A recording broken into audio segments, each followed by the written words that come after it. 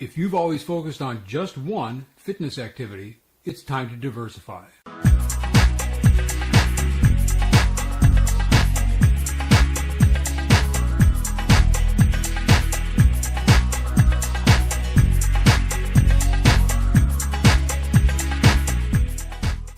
Hi everybody, Rich Reese here.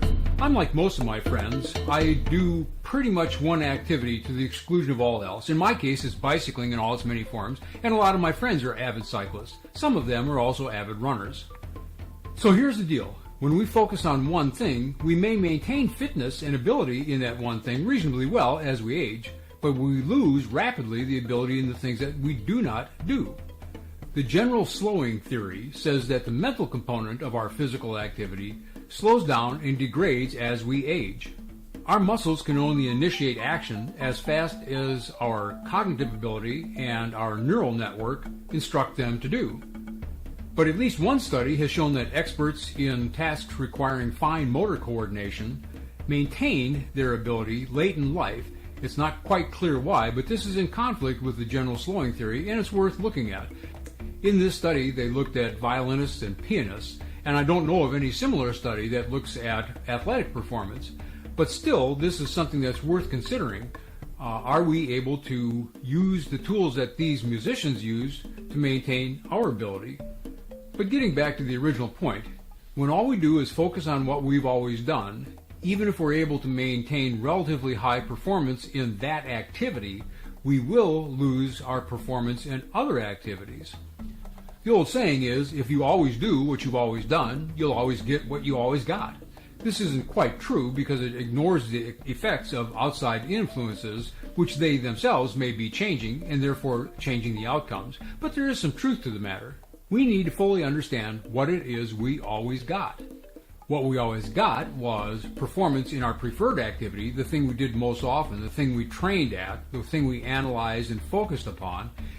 But we lost ability in other areas, or at least we did not propagate ability in those areas. So for example, a cyclist or a runner might be able to play soccer or a pickup game of basketball or maybe some football or baseball and do reasonably well at it when they're in their 20s, 30s, probably even their 40s.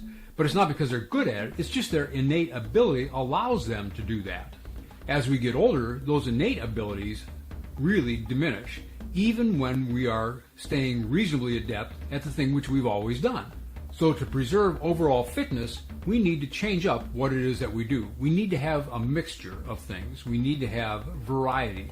This is not cross-training. The idea of cross-training is that by doing things outside the normal discipline, the thing that we always do, we may somehow be able to improve our performance in that chosen discipline. So a cyclist may, for example, go to the weight room and do some resistance training. Cross-training has dropped in popularity. What interest in cross-training remains isn't so much as a way of improving performance in a chosen discipline. Cross-training has entered an age of specialization. We have cross-training for firefighters, we have cross-training for Catholics, yes, really. While elite athletes may indeed spend time doing other varied fitness activities in hopes of performing better at their chosen discipline, most of us simply get better at that which we do most. If you want to be a better bicyclist, the best way to do that is spend more time on the bike. The goal is not to become a better bicyclist or a runner or whatever. The goal is to mitigate losses in other disciplines that would normally take place as we age. And the less like our preferred activity our new activities are, the better they will train us and maintain our fitness. So what kind of variety have I found? Well, some years ago, my wife and I covered a Masters throws competition for a client. And throws is just what it sounds like. It's a track and field event where people throw things. It may be the discus, shot put, javelin, whatever. We came home with a discus and enthusiasm, and we tossed it around the yard for a while, and we enjoyed it. We even thought about going out and getting some training. But it didn't go that far with us, and honestly, we haven't used it for a while. In the past several years, I've added a lot of hiking to my mix for a very specific reason, which I'll cover in another video.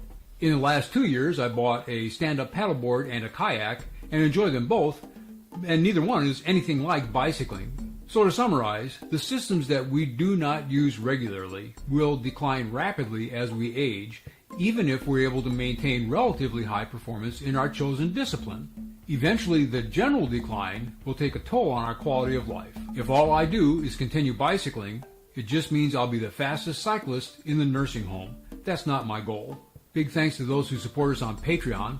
I'll put a link in the description below. Bonus material from this video on Patreon for our supporters will be links to the study that talks about preserving speeded motor coordination, and from that page you'll get an abstract. There's also the opportunity to buy the complete study, or depending on your credentials, you may be able to download it for free. If all this seems appealing to you, click the like button. If you'd like to see more of this, go ahead and click subscribe, and then click the little bell so that you get notified when new videos are posted. So that's it for this video. I'm Rich Reese. Thanks for joining me today.